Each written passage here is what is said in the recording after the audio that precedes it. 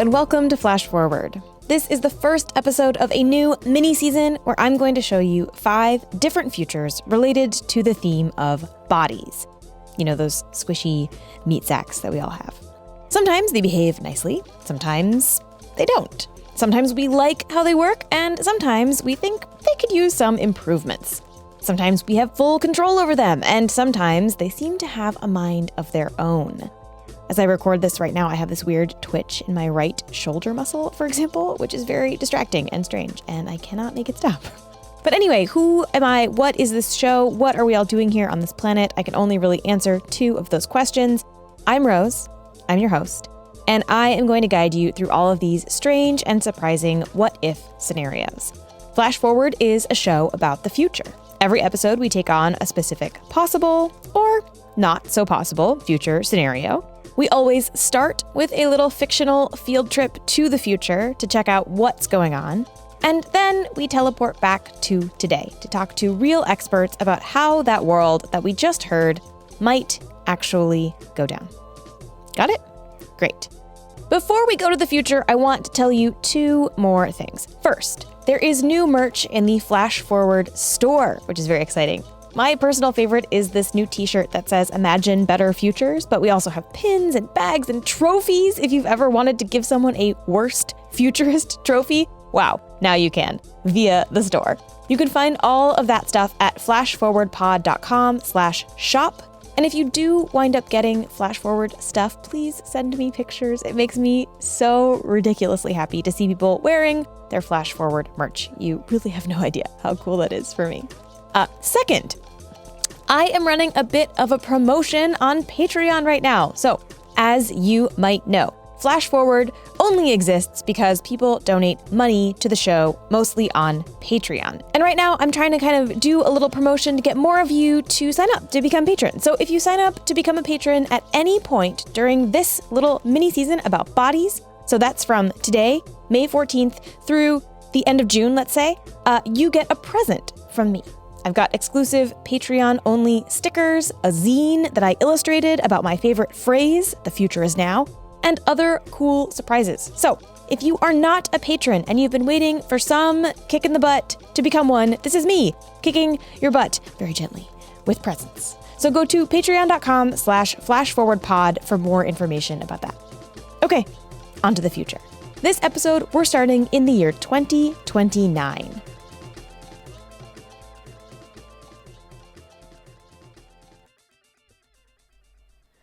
Hey, Maria, what's up? Hey. Oh, good you're here. Okay, John and Marquis said they're on their way too. Cool.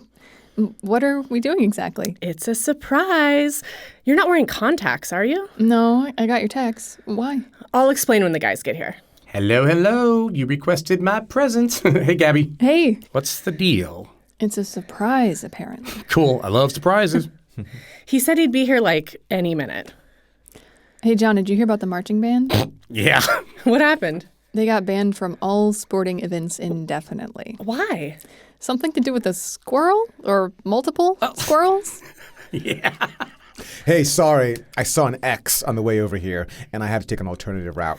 God forbid she see you. Yep, would have been bad. Then I got kind of lost. Still don't totally know how to get over here from my place exactly. But what's up? I hear there is a surprise. Yes. Okay. So I've been interning at this lab. My job is honestly very boring, but the research they do in the lab is super cool. They're looking at applications of nanoparticles on night vision in rats. So normally what we do, well, they don't let me do it, but normally what the grad students do is inject these particles into the rat's eyeballs with these really long needles. Jesus. Wow, Maria. Wait, let me finish. The reason that they do that is because it's really hard to get the nanoparticles to penetrate the cornea and get to the photoreceptors in the back of the eye. But I think I figured a way. And I made these eye drops. They can make you see at night? No way. Absolutely not.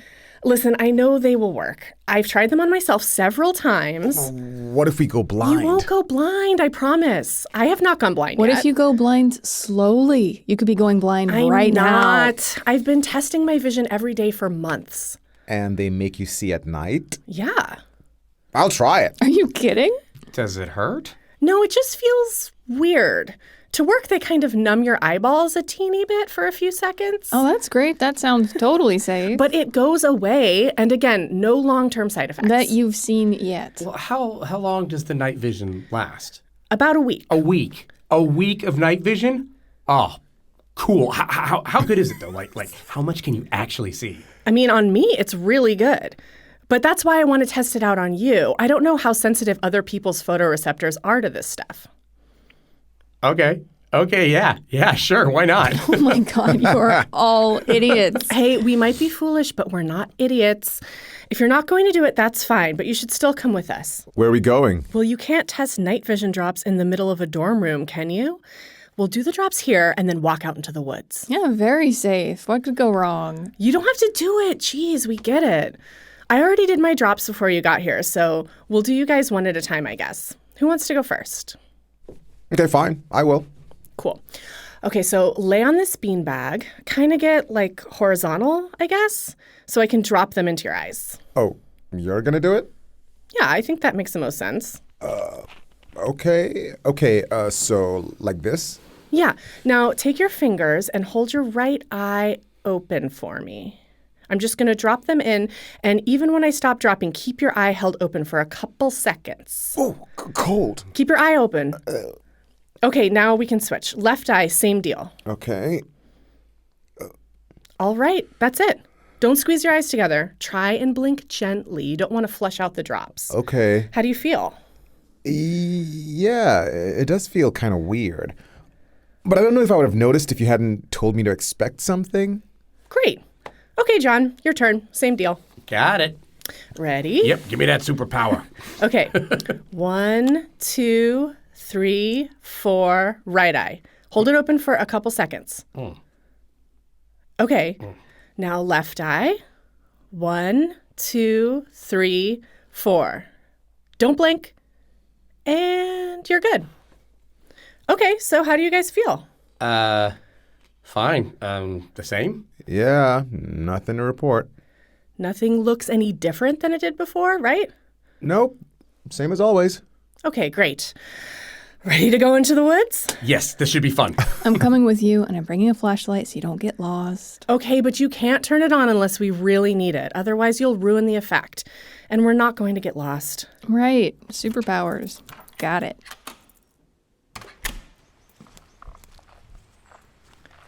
This is where the cross-country team runs, so I know it pretty well. This path will take us up and over a little ridge, and on the other side, we're pretty well blocked off from the light pollution of campus. Cool. Do you guys mind if I record this for my notes? I want you to describe what you're seeing. Just, I guess, kind of stream of consciousness. Tell me everything. I guess that's fine. Just don't put it online or whatever. I don't care. Yeah, just for me. Okay, I'm recording. It's kind of hard to tell if it's working. Like, I don't think I've ever been out here before. Think I can see kind of better. Yeah, I don't really know. I can see just fine, so... Well, wait until we get to the ridge. Then we can go off the trail and into the actual darkness. Okay, this is the top. The trail goes right, but let's go left so we can get under the tree cover, and you'll be able to tell better, I think. I can already definitely tell. Like, I can see rocks over there, and there's a lighter on the ground right here. Whoa. What? I think I just, got it. Realized what this is actually doing to my eyes. It's not like it's daylight or anything, but I can see. I can see the trees, the bark on the trees, where the stumps are, where you've walked. You look kind of reddish, I guess. Like you're glowing. Yeah, everybody gives off infrared heat, which you're going to be able to pick up. Gabby, you okay? It's really dark. Yeah, and you can't see anything, can you? Not really. Actually, this is great. You're our control. Lucky me. Can you see the tree to my right? Sort of. The outline? And what about this stump to my left? What stump? No, I guess the answer is no. John, Marquise, can you see them? Yeah, totally. Yeah, like I can see that and the mushrooms creeping up that tree there and the vines that are connecting those two branches. I could run through this forest and not trip and fall. I can see all the rocks and roots and everything. This is incredible. I know. I think it could be really big. Totally, man. Like, what do you think? Like early humans would have thought of this? You know, like cavemen. They had to fear the dark because there were, I don't know, lions. But we don't anymore. This is it. Like Batman no longer owns the dark. We do. You merely adopted the dark. I was born in it. Totally, dude. Totally. Can we go? You might be able to see, but I can't. And I'm cold and honestly just kind of freaked out. Well, you said this lasts weeks? On me, yeah, and in the mice. Oh, I'm gonna come out here every night. Well, let's meet again tomorrow, dude. Hell yeah. Please don't do anything stupid. Guys, can we go? Yeah, for sure. Hey, Gabby, you want a piggyback ride? Yeah, actually, that sounds great. I can't see anything, and I am probably going to fall on my face. Hop on, little lady.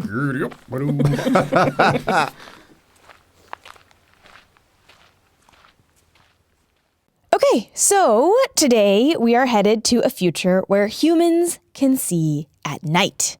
Night vision. This is a superpower that shows up in a lot of science fiction, whether as someone's main power or just one of the many things that they can do. So Wolverine can see at night, Venom can see at night. In some Spider-Man comics, Peter Parker can see at night. Nightcrawler can obviously see at night. There's also Riddick from the Chronicles of Riddick. Where the hell can I get eyes like that? Gotta kill a few people. Okay, I can do it. And you gotta get sent to a slam where they tell you you'll never see daylight again. You dig up a doctor, and you pay him 20 menthol cools to do a surgical shine job on your eyeballs. So you can see who's sneaking up on you in the dark. Exactly. Leave. And it's pretty easy to understand why this might show up in a ton of sci-fi and fantasy. First, it's a really cool thing to be able to do, but also it's incredibly useful if you are trying to catch bad guys or just sneak around and do stuff that you're maybe not supposed to be doing, possibly wearing some kind of weird superhero latex costume that may or may not involve a cape. Humans, non-superhero humans, cannot see at night because our eyes are not designed to do so. The photoreceptors inside of our eyeballs can only really pick up and understand light that falls between 400 and 700 nanometers.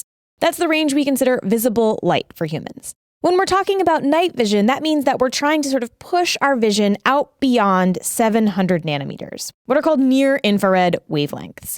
You've probably seen night vision footage that detects near-infrared wavelengths. It's that footage where it's picking up basically the body heat of animals out there. So maybe you've seen a deer on infrared cameras, or even people, where they're like these strange, glowing, lava monster-looking figures moving around. Those cameras are picking up the infrared signals that the body gives off. And this is actually one of the reasons humans can't see infrared. We are warm-blooded, right?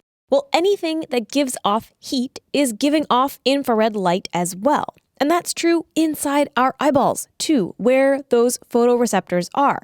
So if we had really good sensitivity for infrared built in, we'd be seeing our own eyeballs all the time. The call is coming from inside the house.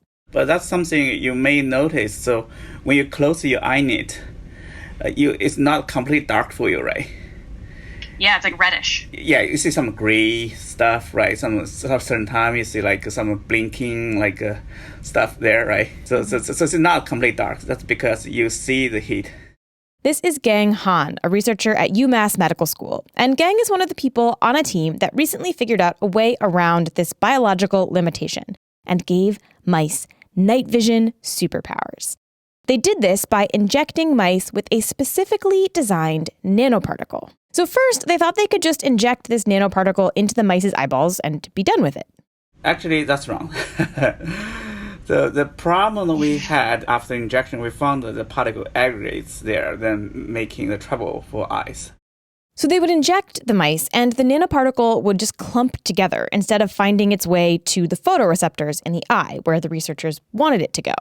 This was bad because it meant that the night vision didn't work, but it also caused problems for the mice who now had clumps of stuff in the backs of their eyeballs. Okay, so plan B was to attach the nanoparticles to specially modified proteins. The protein really acts as a glue, right? Can glue the particle tightly on the photoreceptor. And this worked. They attached these nanoparticles to proteins, they injected that new solution into the mice's eyes, and the protein plus nanoparticle mixture stuck in an even layer on the photoreceptors. And it stuck for a lot longer than Gang even expected. It's a good surprise to me. After we inject particle into eye, we actually did this test after 10 weeks. 10 weeks. And most importantly, the injection did what they hoped it would do. It gave the mice night vision. And they tested this in a couple of different ways. The first was just to shine a light into their eyes and see what happened. As you probably know, the pupil in your eye, that black bit in the middle, it expands and contracts depending on how much light there is. So they shone infrared light into the eyes of these mice. And in the mice without the nanoparticles, their pupils did nothing. They were not picking up any light. But in the mice with the nanoparticles, their pupils shrank, which indicates that they did indeed sense the presence of this light. Great, check. Step 1. That is the simplest test. But they wanted to know more, like how good is this vision? It's one thing to see an involuntary reaction, like a pupil getting smaller, but can the mice actually process this light? Does their conscious brain see it, and can it do anything with that information?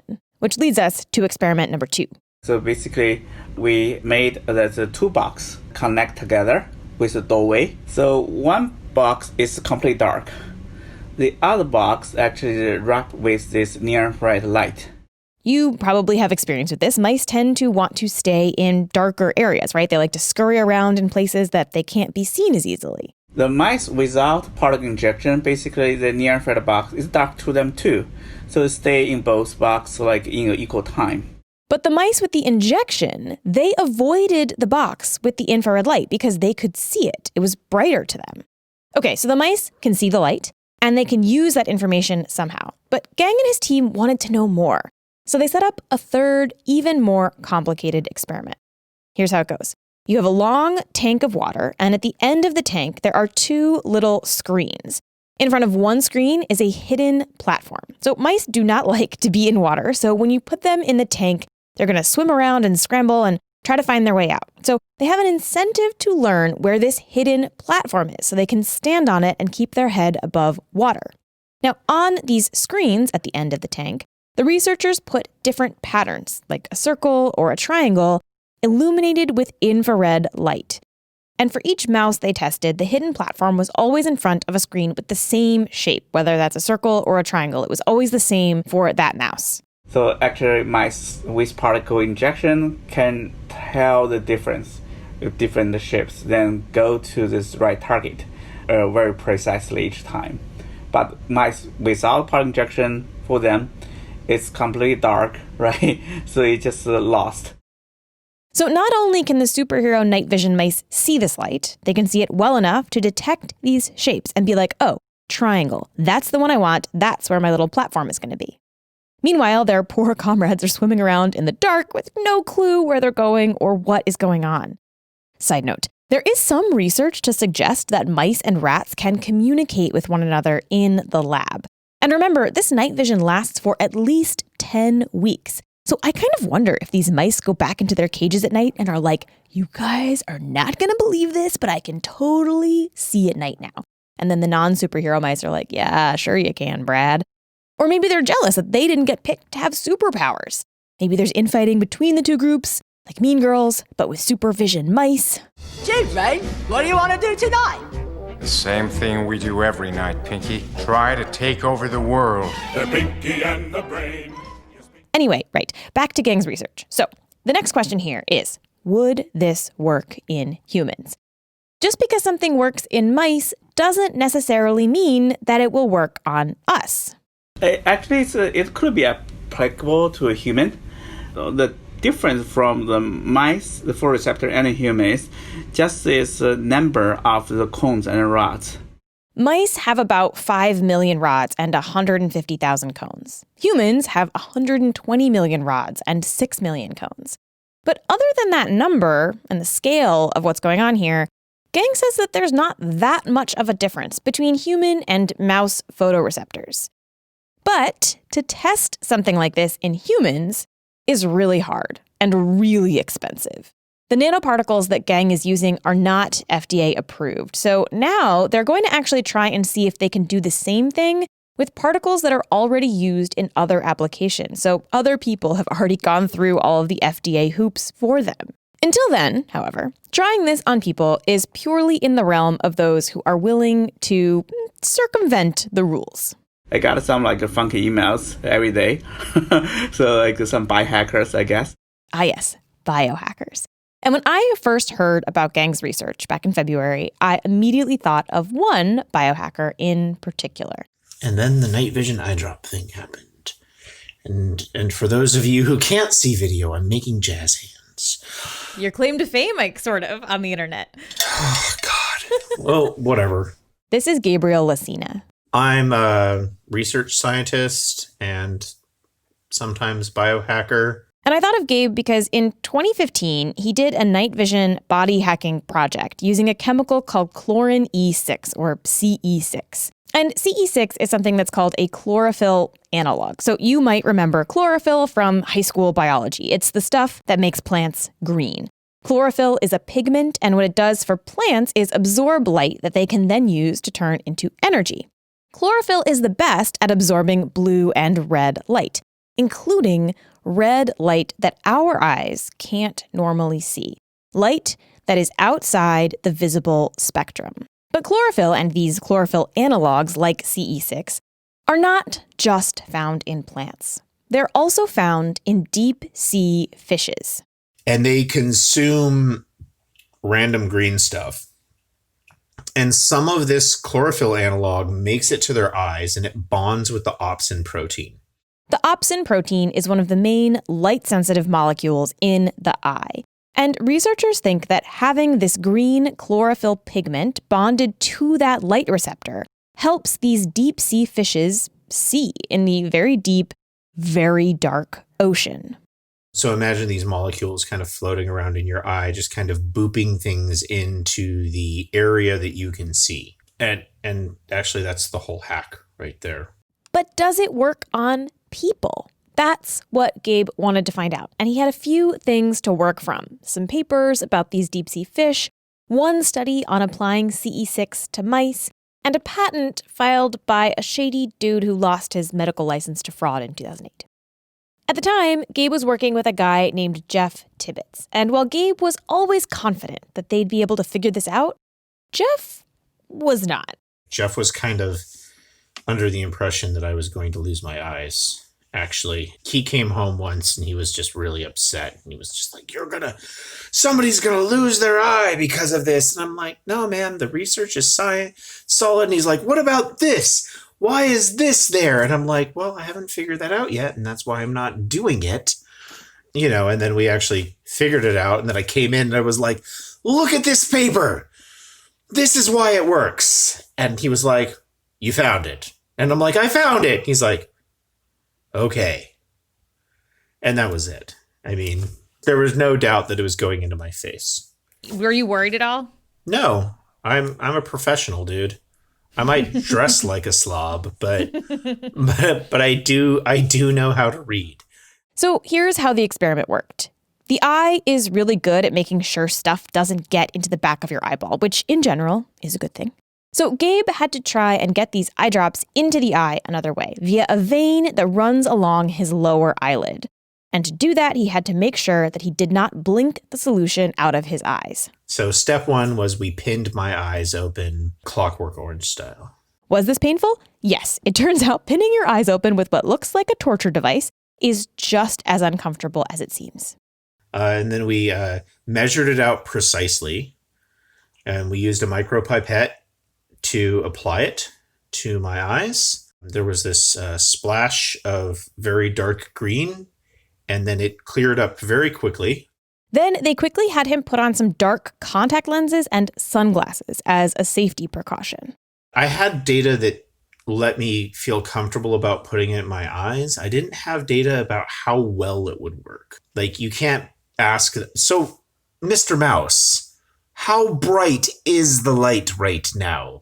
And so we didn't really know if it was going to be crazy bright or kind of bright or not work at all. And so we decided to err on the side of caution, which everybody should do. Please err on the side of caution. Don't burn your eyes out. So contacts and sunglasses on, experimental eye drops in, and in theory, coursing their way through Gabe's bloodstream, hopefully making its way back to the back of his eyeballs where the photoreceptors are. Next step is they head out into the woods. And in the woods, they did a handful of tests. Read letters off a clothesline, play hide and seek, try and read playing cards in the dark.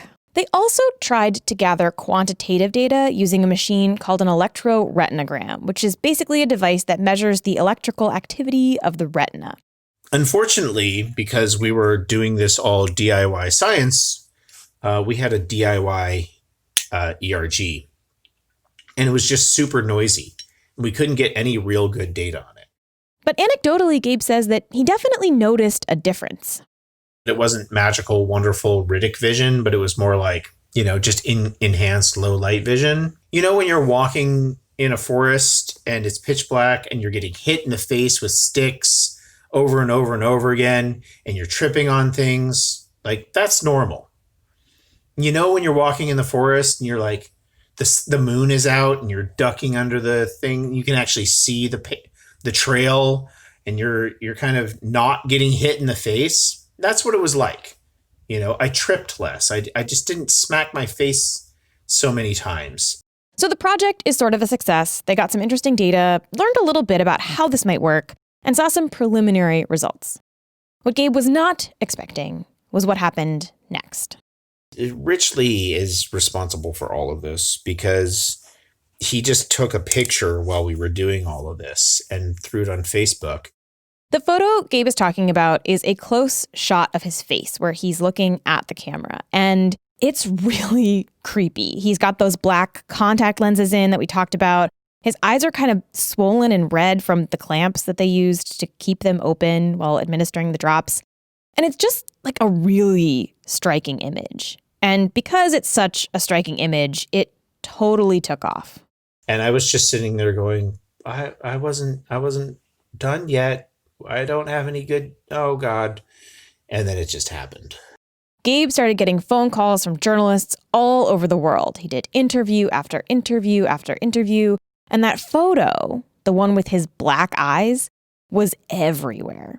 And for Gabe, a lot of the coverage of this stuff, it was frustrating. His experiment was done on no budget with limited tools. It was meant as a beginning, and it was being treated by the media as an end, the culmination of something wild and exciting and risky and incredible. The future is now, the headline said. Every single time something comes out and then someone's like, this is it. Mind uploading is happening now. I saw Elon smoking a blunt and we are going to the future on an underground train to Mars. And it's just like, that's not how any of this works at all. Doing actual research on this stuff costs money. And Gabe and Jeff didn't even have enough money to get some of the data they wanted in this initial experiment. And despite all of the attention, no more funding came out of the woodwork for them to continue and try to get better data. Instead, what Gabe got were desperate emails. I was getting a dozen emails every day from people that were like, our daughter, who is 9 years old, is going night blind. She's got RP. Will you please, how much do we need to send you? How much money to buy this thing? I'm like, I am not selling you or giving you for free experimental chemicals for your 9-year-old daughter. This is what is going on. And it was really emotionally stressful, actually. Did you respond to them? I did. I responded to every single one. Because... What do you say? I'm sorry.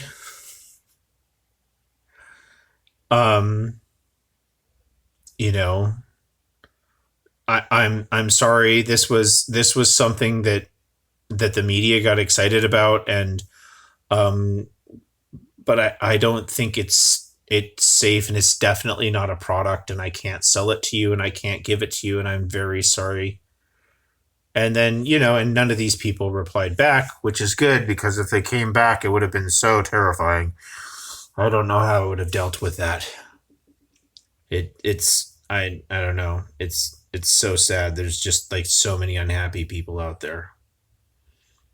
I don't know how to appropriately talk about this. I've been thinking a lot about why Gabe's project got so much attention. I think a huge part of it was that photo, obviously, which I'll post on the Flash Forward blog post to go with this episode so you can see it. But I think the other reason that this totally blew up is because this is a superpower that we've all kind of wished for at some point, right? We've all kind of had that experience where it's dark and we can't see. And crucially, it feels way more attainable than other superpowers, right? We kind of know that we're never going to get bit by a radioactive spider or develop super strength or suddenly be able to fly or morph into animals or flit between dimensions. But night vision feels like a power we could actually give ourselves, right? We have eyes. We know animals can see in the dark. So why not us? We don't know if Gang's nanoparticle method will work in humans, and we don't know if Gabe's eye drops will ever get more funding or development. And even if those techniques do work, we don't know if the FDA will approve them. It's still unclear what the side effects might be in the long term. But let's say, FDA approval or not, this works in people, and people start using it. What happens next? Humans have already deeply shifted our relationship with darkness over our 200,000-ish years on the planet. We tamed fire in part to tame darkness. We organize our days around the dark. The dark is where cultural myths and legends are born. And we've invented countless gadgets and devices to pry more and more time and space away from the clutches of night. And when we come back, we're going to talk about what might happen if we completely upend our relationship with the dark. But first, a quick word from our sponsors. Okay, so it might actually be possible to give humans night vision. And I think this is a big deal. Now, some of you might be thinking, wait a minute, Rose, you know that there are already night vision cameras and goggles and that flashlights exist? So how different would this really be? And yes, sure. Night vision goggles exist, and they totally have had an impact on things like war and animal conservation. In fact, right now, on game reserves all over Africa, there's kind of an arms race going on between poachers and conservationists when it comes to night vision technology. And to hear more about that, I called Lynn McTavish, who helps run the Monkwe Wildlife Reserve in South Africa. And if you want to hear that interview, become a patron. In this week's bonus episode, you will hear all about poaching, rhinos, and how night vision might tip the scales on a game reserve. But I think that there's sort of a key distinction here between night vision goggles, like the ones that Lynn uses, and having actual night vision in your body. Goggles require power and batteries, they have technical limitations, they're unwieldy. Night vision, something that exists within you as part of your built-in abilities, that's sort of something else, right? Night vision goggles let you do something specific at night. Night vision lets you just be in the night. It means that darkness is no longer a limitation in general. And that, I think, isn't just a question of technology. It's a thing that has philosophical implications. Darkness is more than just the literal absence of light. Darkness has cultural baggage. It has weight to it. I mean, literally, we say the night descends. We say darkness falls. The night is where the scary things happen. The dark hides all of the things that we're afraid of. The Talmud says, never greet a stranger in the night, for he may be a demon. We're called the Midnight Society.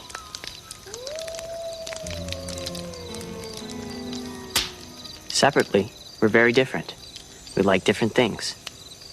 We go to different schools, and we have different friends. But one thing draws us together: the dark. Each week, we gather around this fire to share our fears and our strange and scary tales. This is a warning to all who join us. You're going to leave the comfort of the light and step into the world of the supernatural. There's no doubt that by the time of virtually every ancient civilization, widespread fears of the dark existed.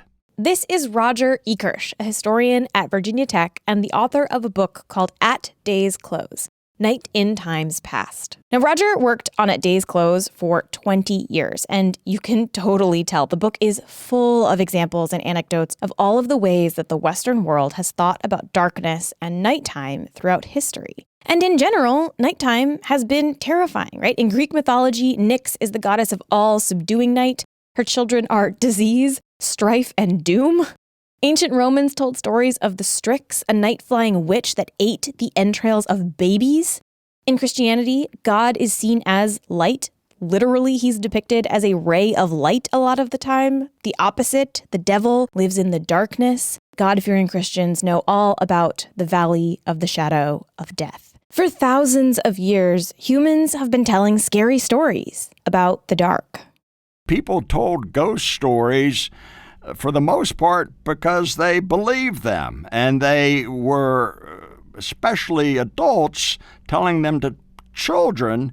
They were trying to instruct them in where to go, where to avoid, what to do should they be lost at night. There was a very practical purpose to the telling of such stories. It was a way for adults to control their children, at least at night, have them go to bed at a decent hour, and avoid going outside unless absolutely necessary. And this tactic was important in part because the night was really dangerous for both kids and adults. Imagine, for example, 16th century Europe. Most people don't live in cities where there might be some lamps around. And walking around at night could mean falling into a river or a well or a hole. And in cities, night was especially dangerous because night usually meant lanterns, which meant fire. Fire was the greatest of all. It was the rare city that was spared a major fire at some point in its early modern life. There's an incredible engraving that Roger includes in his book. That's the engraving, I believe, by William Hogarth, entitled Night. In the image, there are two women trying to make their way through a dark London street, and it's complete chaos. There's a fire in the street. One of the women is holding a sword to protect herself. There are people knocking over carts and just generally running amok. Including a gentleman on the second floor of the building in which he resided emptying his chamber pot upon pedestrians on the street. It's a wonderful engraving, and not altogether exaggerated either. Now, it's not like people never went outside in the dark before flashlights. They obviously did. In fact, in some ways, the darkness forced them to have a better understanding of the land than most of us do, because they had to. Virtually every child committed to his or her mental memory before they reach the age of maturity a map of the village or town or urban neighborhood in which they resided. They knew what spots to avoid, be it a churchyard cemetery or a pond frequented by ghosts, allegedly. And before the rise of artificial lighting, people were out in the dark, in part because people slept differently. Today, we try to pack all 8 hours into one big chunk. But in the past, people broke their sleep into two parts. Up until the mid to late 19th century, the dominant pattern of sleep in Western households, arguably since time immemorial, or at least Homer's Odyssey, was segmented, or as some sleep scientists refer, biphasic. So they'd go to sleep around 9 or 10 p.m., and then around 2 a.m., people would wake up and they'd stay awake. There were prayers written specifically for this time of night. People would obviously go to the bathroom, and they would do chores in the house that didn't require a ton of light. But then some as well left their beds to travel outside, visit neighbors, or even pilfer from a neighbor's peach orchard. It was a prime time, in fact, for petty crime of all sorts. And then they'd go back to sleep and sleep until dawn. In fact, today, a lot of people are diagnosed with middle-of-the-night insomnia. But Roger says that maybe, at least for some of those people, it's not really a sleep disorder at all. It's a remnant of the way we used to sleep until relatively recently. But then things changed. And they changed for a lot of reasons, but one of the big ones is that we were able to illuminate the darkness and see. Well, there's a long history of people looking for better and better forms of lighting. You know, the sperm whale just about went extinct as with the search for whale oil. Kerosene replaced that. There was gas in urban environments. All of those things were a quest for more and more light in the 19th century. This is Ernest Freeberg, the author of a book called The Age of Edison, which chronicles not just the invention of the light bulb, but the ways that it changed the world. Electric light was really just the culmination then of a lot of different efforts to provide more light that had started 100 years earlier. In the years before the light bulb, people were using these gas lamps. People were so desperate, they valued light so much that they put up with noxious fumes that would rot the furniture and give people enormous headaches. You know, the gas lines were very intrusive. Explosions were a problem, people being asphyxiated. So when Edison unveiled his version of the light bulb in 1879, people were really excited to have something that they could use inside that didn't literally poison them. It took some refining, of course, from those early designs, but pretty quickly, the light bulb changed everything from architecture to surgery. Surgeons used to have a northern exposure. That's the right kind of skylight to operate under. They would use candles and mirrors to try to bounce light into the cavities of the body as they're operating on them. And electric light was immediately transformative as they developed tiny little incandescent pea-sized bulbs to go along with the instruments. I think my favorite was the person who had people swallow a light bulb and then would turn it on in order to see if the light would come through the skin in order to identify any tumors or imperfections inside the body. Hunters started using electric lights to spook deer. When cities started electrifying, there were reports of mass numbers of birds getting confused by the lights and flying into the wires. Electric lights also led to better microscopes, which in turn led to a huge number of scientific discoveries. Light revolutionized art and photography. Suddenly, everybody from restaurant owners to theater directors had a huge new palette to work from. There were sort of extravagant Broadway plays using washes of electric light, colored light especially. So they began to realize that there's the light for romance, and there's the light for study, and there's the light for excitement and downtown nightlife. Architects started to think about how their buildings would look at night, lit up. A building couldn't just look good during the day anymore. It also had to have a pleasing nighttime aesthetic. The Pan American Exhibition in 1901 featured an electric light tower that was covered in light so it would look beautiful at night, a technique some people called nocturnal architecture. And it was really impressive. Visitors said things like, "It shines like diamonds," and "it's like a transparent, soft structure of sunlight held stationary against the background of darkness." Today, if you ever fly into a city at night, you will almost certainly spot at least one example of nocturnal architecture. Buildings designed and lit in a specific way to look cool at night. Electric light changed the way that cities and towns looked. And not just because they were now lit up, but also because they were now covered in wires to carry the electricity to light them up. One thing that is invisible to us now, I think, or surprisingly invisible to us, that wasn't back then, is just how incredibly ugly the infrastructure is of electric lights and wires.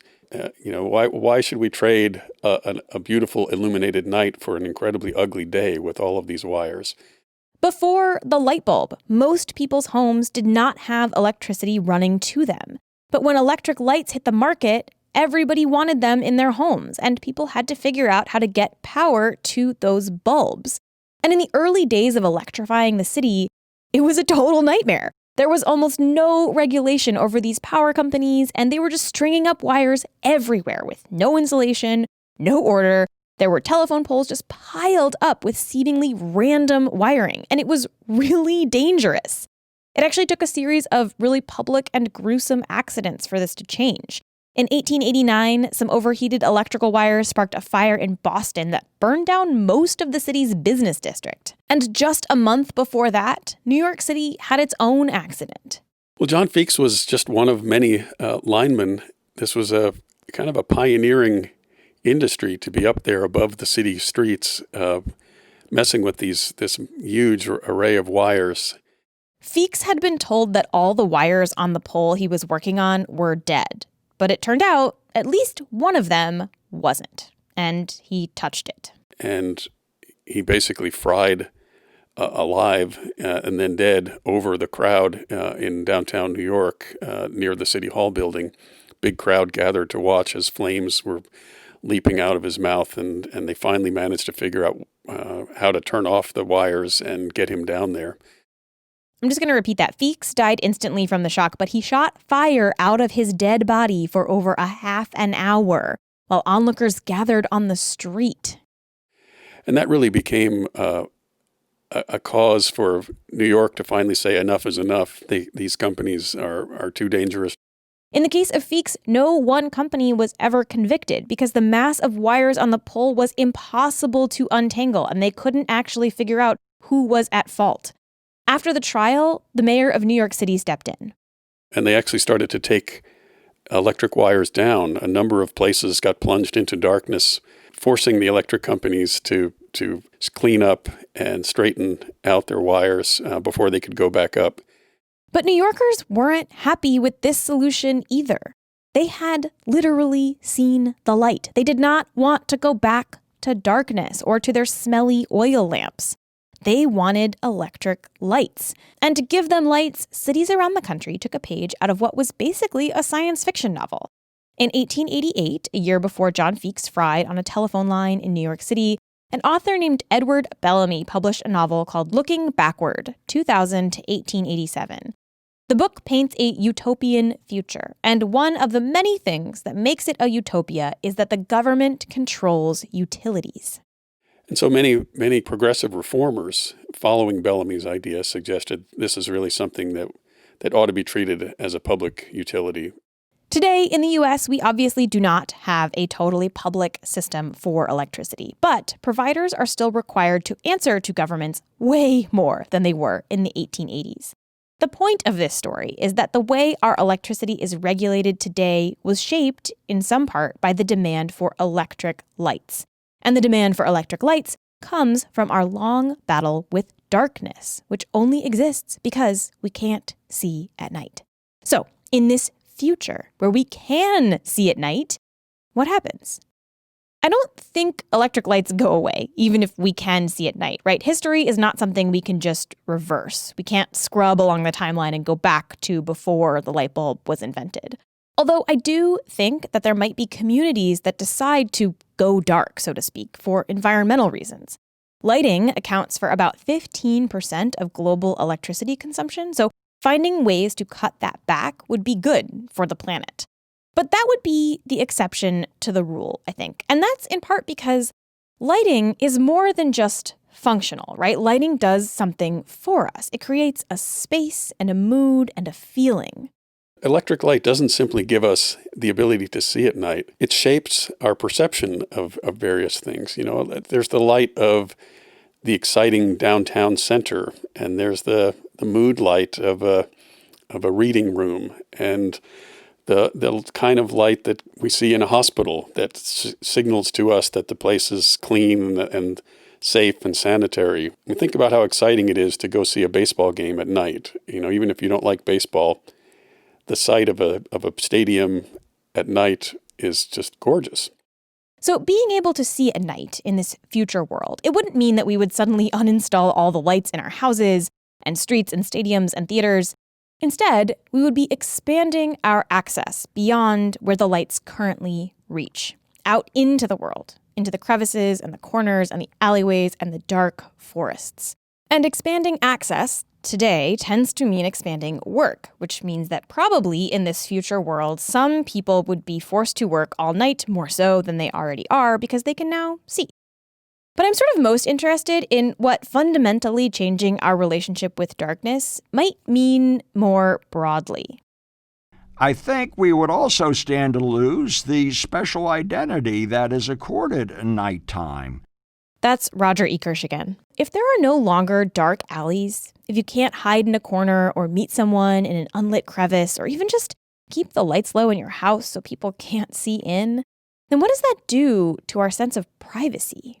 I think it would be almost eradicated were we to live in a society in which there are no dark alleys or shadows in which to have a romantic rendezvous. The cover of night has also long served as a place for marginalized groups to escape the scrutiny and surveillance possible during the day. Any group that during daylight felt themselves under someone else's thumb, whether it be a master, a parent, an employer, large numbers of people, given the darkness of night, honestly came up for air. They came to life as the sun set. If the dark is no longer impenetrable, scary, impossible to navigate, what does that do for the stories we tell? Can you have movies like The Blair Witch Project in a world where we can see at night? So often, horror is about the thing that's hidden in the darkness, the thing you can't see. Stuff just isn't as scary usually when it actually reveals itself and comes out of the shadows and into the light. And if we no longer have that, if everything is visible, watchable, even on a cloudy night during a new moon, I think that the world would actually get a lot less interesting. The darkness is deepening. If Sauron had the ring, we would know it. It's only a matter of time.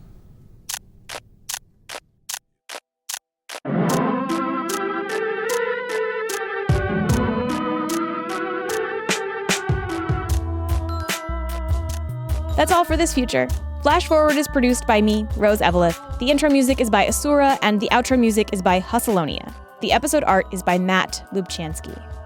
Maria is played by Cara Rose DeFabio, who curated an amazing art show on right now in San Francisco called System Failure. Marquise is played by Rotimi Agbabiaka, who is debuting a new solo show called Manifesto on June 21st at the African American Arts and Culture Complex as part of the National Queer Art Festival. I will link to more about that in the show notes. John is played by Keith Houston. You can find his voice acting work at keyvoicevo.com, or if you are in the Bay Area and looking for some wild and weird karaoke fun, check out Roger Niner Karaoke at rogerniner.com. Fun fact, I love karaoke, so I will be going to one of Keith's karaoke nights soon and probably singing/yelling You Ought to Know by Alanis Morissette. Gabby is played by Eller DeGrey, whose work you can find at degrey.studio. That's DEGREY.studio. Special thanks this episode to Adria Adi and Molly Monahan at the Women's Audio Mission, where all of the intro scenes were recorded for this season. Check out their work and mission at womensaudiomission.org. Flash Forward is mainly supported by patrons. If you like the show and you want it to continue, the very best way to make that happen is by becoming a patron. Even $1 an episode really helps. And again, I'm doing a special promo this mini season. If you become a patron between now, May 14th, and the end of June, you get a special surprise in the mail from me. If financial giving is not in the cards for you, another great way to support the show is to head to Apple Podcasts and leave a nice review, or just spread the word. Tell your friends about the show. The more people who listen, the easier it will be for me to get sponsors and grants to keep the show going. If you want to suggest a future I should take on, send me a note on Twitter, Facebook, or by email at info@flashforwardpod.com. I love hearing your ideas. If you want to discuss this episode or just the future in general with other listeners, you can join the Flash Forward Facebook group. Just search Facebook for Flash Forward Podcast and ask to join. It's a closed group, but I will add you as long as you are not obviously a bot. There's a separate group for bots to talk to each other. And if you think you've spotted one of the little references I've hidden in this episode, email me at info@flashforwardpod.com. If you are right, I will send you something cool. Okay. That's all for this future. Come back next time and we'll travel to a new one.